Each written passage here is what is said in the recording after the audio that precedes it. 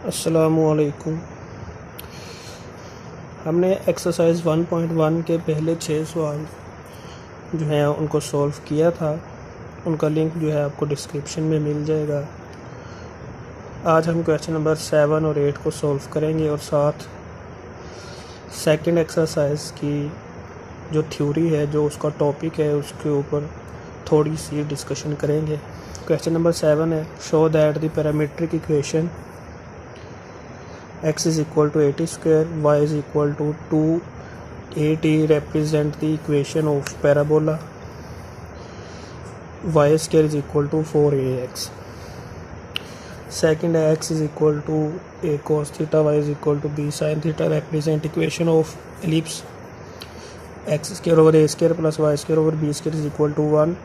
Third है, x is equal to a secant theta, y is equal to b tangent theta represent the equation of hyperbola x square over a square minus y square over b square is equal to 1. सबसे पहली चीज़ जो हमने देखनी है वो है parametric equations कौन सी होती हैं। पैरामीट्रिक इक्वेशन को समझने के लिए हमें पैरामीट्रिक फंक्शन के बारे में पता होना चाहिए कि 3 डिमेंशन या 2 डिमेंशन के अंदर जो भी हम ग्राफ कर्व्स को ड्रॉ करते हैं, वो कर्व्स जो हैं वो एक फंक्शन से आती हैं। उनकी वैल्यूज़ जो हैं एक्स वाई और जेड कोऑर्डिनेट की जो वैल्यू है वो जिस फंक्शन से आती हैं उनको पैरामीट्रिक फंक्शन कहा जाता है, और वो जो इक्वेशंस होती हैं उनको पैरामीट्रिक इक्वेशन कहते हैं। तो पहला क्वेश्चन था x is equal to 80 square, y is equal to 280 represent the equation of parabola. इस तरह का जो ग्राफ होगा हमारे पास उसको हम कहते हैं जी पैराबोला, या वो ग्राफ इस तरीके से भी हो सकता है।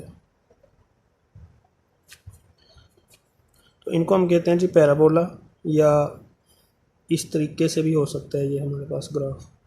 तो ये डिपेंड करता है कि वो पॉजिटिव साइन है या नेगेटिव साइन के ऊपर, और इनके बारे में हम डिटेल के साथ चैप्टर नंबर 6 में पढ़ेंगे, जो कि कॉनिक सेक्शन है। तो यहाँ पर सिर्फ इतना समझ लें कि पैराबोला जब बनता है तो उनकी जो वैल्यूज़ आती हैं ऑर्डर पेयर के अंदर फॉर एग्जांपल यहाँ पर अगर एक्स वाई एक पॉइंट है तो एक्स की वैल्यू कहाँ से आएगी, वो इस इक्वेशन से आएगी। वाई की वैल्यू कहाँ से आएगी, वो इस इक्वेशन से आएगी। तो हमने प्रूव करना है कि ये इस इक्वेशन को सेटिस्फाइड करता है, यानी कि लेफ़्ट हैंड साइड जो है ये is equal to right hand side है। ये इक्वेशन ऑफ पैराबोला है हमारे पास, इक्वेशन ऑफ पैराबोला। अब पहले लेफ़्ट हैंड साइड करते हैं जी, उसकी कंसीडर लेफ़्ट हैंड साइड वो है वाई स्क्वेयर। वाई की वैल्यू सब्स्टिट्यूट करें 2at होल स्क्वेयर, तो ये आ जाएगा 4a स्क्वेयर टी स्क्वेयर। तो अब राइट हैंड साइड की वैल्यू जो है हमारे पास वो है राइट हैंड साइड 4ax। तो 4ax 4a कांस्टेंट x की जगह पर उसकी वैल्यू लगा दें at स्क्वेयर, जो हमें गिवन है यहाँ पर at स्क्वेयर, ये वैल्यू x की आ गई at स्क्वेयर। तो 4 as it is a into a square t square as usual. तो 480 जो कि लेफ़्ट हैंड साइड है और right hand side 4a square T square दोनों इक्वल हैं। तो मतलब जो हमें इक्वेशंस दी गई हैं दोनों की दोनों x और y की, तो वो सेटिस्फाइड करती हैं इक्वेशन ऑफ पैराबोला को। तो हम कहेंगे कि ये दोनों इक्वेशंस जो हैं ये पैराबोला की पैरामीट्रिक इक्वेशंस हैं। तो इसी तरीके से दूसरा पार्ट जो है इसका x is equal to a cos theta, y is equal to b sin theta represent equation of ellipse. Ellipse क्या होती है जी? इस तरीके से जो भी हमारे पास डायग्राम बनती है उसको हम एलिप्स कहते हैं, और एलिप्स की जो हमारे पास इक्वेशन होती है वो है X square over A square plus Y square over B square is equal to 1। Similarly उसी तरीके से हम इसको भी प्रूव कर सकते हैं कि x जो हमें गिवन है a cos theta, y b sin theta, proof हमने करना है X square over A square plus Y square over B square is equal to 1। Left hand side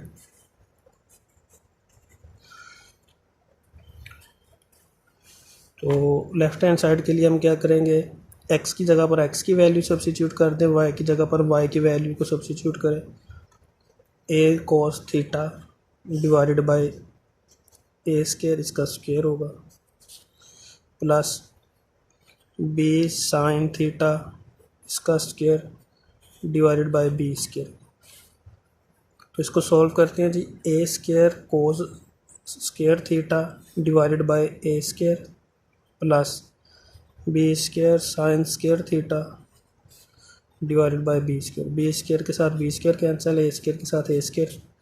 तो हमारे पास रिजल्ट आया cos square theta plus sine square theta equals to 1 which is equal to right hand side.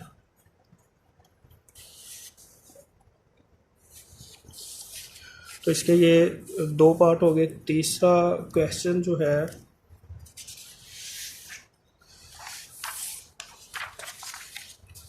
हमारे पास वो है X is equal to A secant theta Y is equal to B tangent theta represent the equation of. Equation यहाँ पर जो होगी वो parametric equation को हम डिस्कस कर रहे हैं, पैरामीट्रिक इक्वेशंस। और ये जो इक्वेशन है ये हमारे पास पैराबोला की हाइपरबोला की इक्वेशन है। और ये इक्वेशन जो है ये हमारे पास इक्वेशन ऑफ एलिप्स है।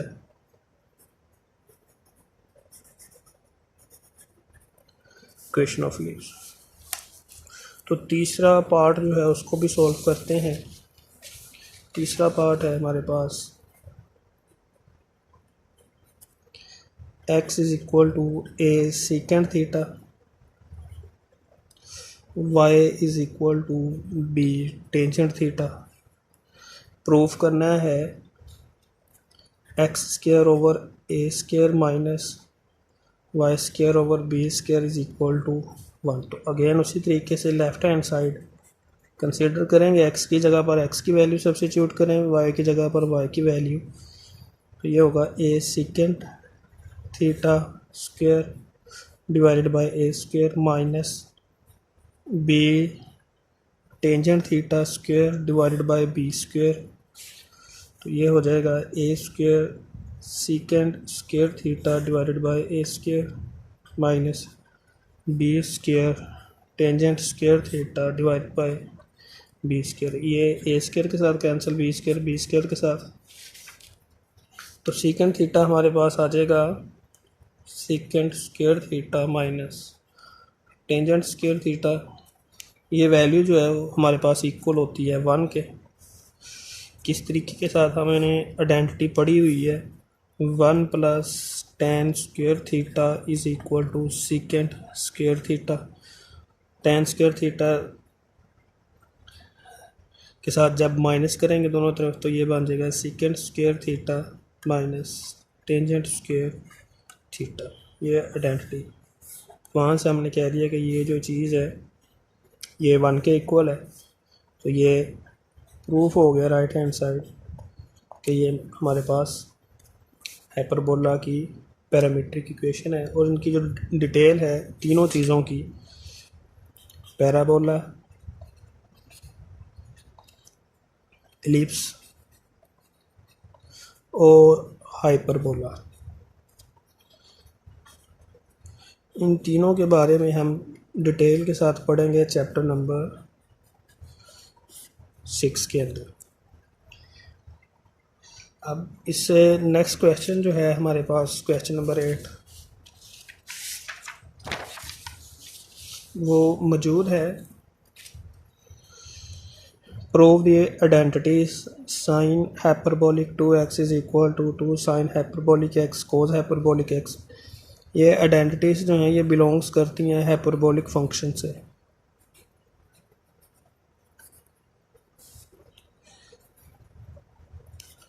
तो अगर आप इससे पहली वीडियो जो जिसका लिंक आपको डिस्क्रिप्शन में मिल जाएगा उधर आप हाइपरबोलिक फंक्शन के बारे में और इनकी जो डेफिनेशन है उसको एक बार देख लें। यहाँ पर हम मुख्तसर तौर पर डिस्कस कर लेते हैं कि हाइपरबोलिक जो फंक्शंस हमने डिफ़ाइन करवाए थे उनकी वैल्यूज़ क्या क्या है। साइन हाइपरबोलिक एक्स जो है वो इक्वल होता है e x minus x divided by 2। Cos hyperbolic x ये इक्वल होता है e x plus e minus x divided by 2। तीसरा है टेंजेंट हाइपरबोलिक एक्स, इन दोनों को डिवाइड करें तो वो हाइपरबोलिक की कीमत आ जाएगी टेंजेंट हाइपरबोलिक की ई x plus e minus x. और इसी तरह कोटेंजेंट की वैल्यू हमारे पास आएगी रेसिप्रोकल करने की टेंजेंट को e x plus e minus x divided by e x minus e minus x. Number 5 है सीकेंट हाइपरबोलिक एक्स। तो कोस की वैल्यूज़ को रेसिप्रोकल करेंगे तो ये आ जाएगा 2/ई एक्स ई माइनस एक्स। और लास्ट पे है कोसेकेंट हाइपरबोलिक एक्स 2/ई x minus e minus x. तो इन तीनों आइडेंटिटीज़ को प्रूव कर लेते हैं यहीं पर। ये तीनों में से कोई एक आइडेंटिटी प्रूव कर लेते हैं, टाइम हमारे पास बच जाएगा। फिर पहली आइडेंटिटी है sine hyperbolic 2x is equal to 2 sine hyperbolic x cos hyperbolic x. पहले लेफ्ट हैंड साइड। अब एक बात याद रखनी है, यहाँ पर जो x की वैल्यू होगी वही e की पावर के अंदर एक्सपोनेंट के अंदर आएगी। अगर यहाँ पर 1x है तो इधर भी 1x है, अगर यहाँ पर 2x होगा तो इधर 2x आ जाएगा और ये 2 इसके ऊपर कोई इफेक्ट नहीं होगा। लेफ्ट हैंड साइड है साइन हाइपरबोलिक 2x, तो इसकी वैल्यू अगर हम लगाते हैं e पावर 2x, क्योंकि इसके एंगल में 2x है तो 2x आ जाएगा minus e power minus 2x divided by 2। Right hand side को सॉल्व करते हैं। राइट हैंड साइड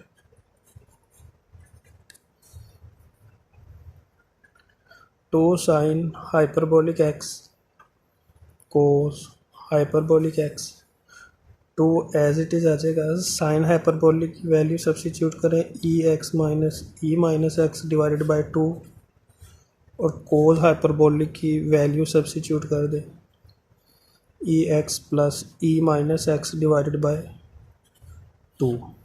तो एक 2 के साथ एक 2 कैंसिल हो जाएगा, तो ये हमारे पास फार्मूला बन गया a minus b into a plus b. A minus b a plus b is equal to a square minus b square. तो ये हो जाएगा हमारे पास e x minus e 2x minus e minus 2x divided by 2 which is equal to, ये left hand side थी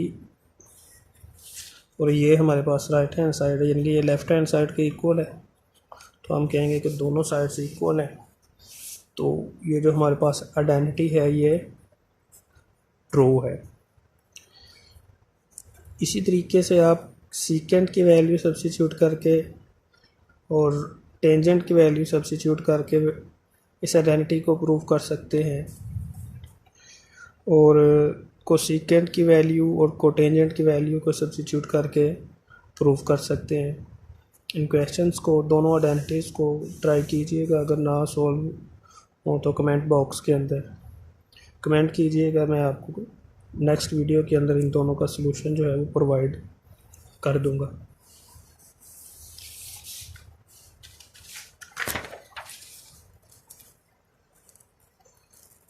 हमारा next topic है composition of functions. Composition of function से क्या मुराद है, ये एक्सरसाइज 2.2 का टॉपिक, सॉरी 1.2 का टॉपिक है। कंपोजिशन ऑफ फंक्शन के लिए फ़र्ज़ करें हमारे पास कोई से दो फंक्शन है, एक फंक्शन एफ है और एक फंक्शन जी है। जब भी लफ्ज़ फंक्शन यूज़ किया जाएगा तो उसके लिए तीन चीज़ें ज़रूरी होती हैं। जब भी फंक्शन बोला जाए तो उसके लिए तीन चीज़ें रिक्वायर्ड होंगी। एक उसकी डोमेन,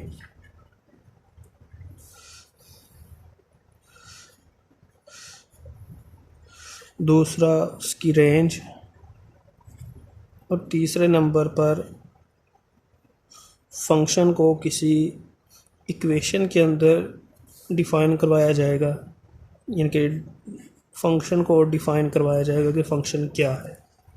तो जब हम एफ़ का लफ्ज़ एफ़ फंक्शन बोल रहे हैं तो उसके लिए भी ये तीन चीज़ें चाहिए। जी फंक्शन बोल रहे हैं तो उसके लिए भी ये तीनों चीज़ें चाहिए। और हमने सबसे पहली वीडियो के अंदर कहा था कि डोमेन जो होता है ये हमेशा एक एक्स सेट होता है, जिसको आप सेट ए भी कह सकते हैं। रेंज जो है ये सेट वाई होता है, और फंक्शन जो है वो एक्स और वाई के अंदर एक रिलेशन होता है जो कि डिफ़ाइन करवाया जाता है। तो इसी तरीके से एफ़ जो होगा ये एक फंक्शन होगा एक्स और वाई के दरमियान। जी जो होगा ये फंक्शन होगा वाई और जेड के दरमियान। इनको देख लेते हैं। फ़र्ज़ करें हमारे पास तीन सेट हैं। एक है सेट एक्स, दूसरा सेट है वाई और तीसरा है जेड।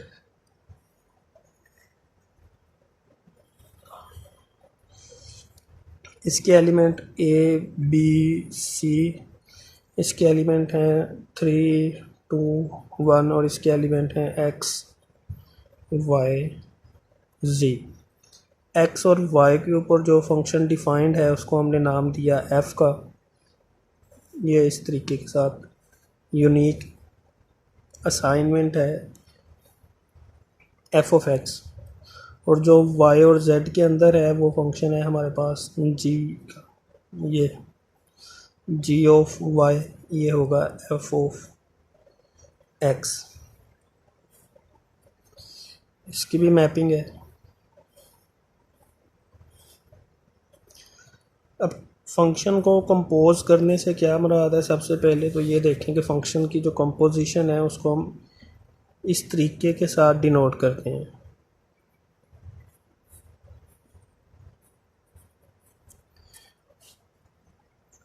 इसका मतलब ये है कि हमारे पास f o g of x का मतलब ये है कि एफ फंक्शन जो है उसकी जो डोमेन है वो टोटली तौर पर दूसरा फंक्शन बन गया है।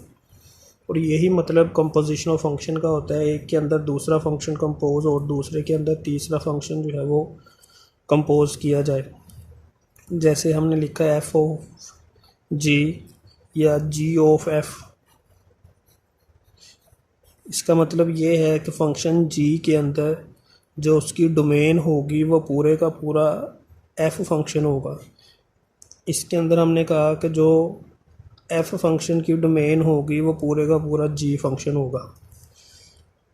और एफ फंक्शन और जी फंक्शन को हमने डिफ़ाइन करवाया हुआ है कि एफ जो है वो एक्स वाई के ऊपर, जी जो है वो वाई जेड के ऊपर डिफ़ाइंड होगा। और ये जो इसकी कंपोजिशन होगी, कंपोजिशन क्या बन गई इसकी, जी ऑफ एफ ऑफ एक्स। इसका मतलब ये है कि हम जी के अंदर एफ ऑफ एक्स की कंपोजिशन करेंगे, क्योंकि जी के अंदर जो डोमेन होगी वो एफ ऑफ एक्स की होगी। कैसे, अगर मैं ए वैल्यू प्रोवाइड करूँगा जी ऑफ ए, क्योंकि यहाँ पर अगर मैं लिखता हूँ जी ऑफ एफ ऑफ ए तो इसका आंसर हमारे पास आएगा एक्स। क्योंकि एफ ऑफ ए जो है वो मैप करता है 3 को, और जब 3 के ऊपर फंक्शन जी अप्लाई होगा तो वो मैप करेगा एक्स को। इसको हम सिंप्लीफाई करके देख लेते हैं। एफ ऑफ ए जो है वो 3 को मैप करता है, क्योंकि एफ ऑफ ए जो है वो मैप कर रहा है इधर, इसकी वैल्यू जो है जो असाइन की गई है वो 3 को है।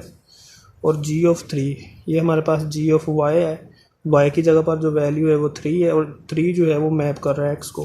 तो हम कहेंगे कि जी ऑफ 3 जो है ये मैप कर रहा है एक्स को। इसी तरीके से अगर मैं लिखूँ जी ऑफ एफ ऑफ बी, तो वो इक्वल होगा, एफ ऑफ बी मैप करता है 2 को, 2 मैप करता है वाई को, तो ये इक्वल होगा वाई के। इसी तरीके से एफ ऑफ जी ऑफ सी ये इक्वल होगा जेड के।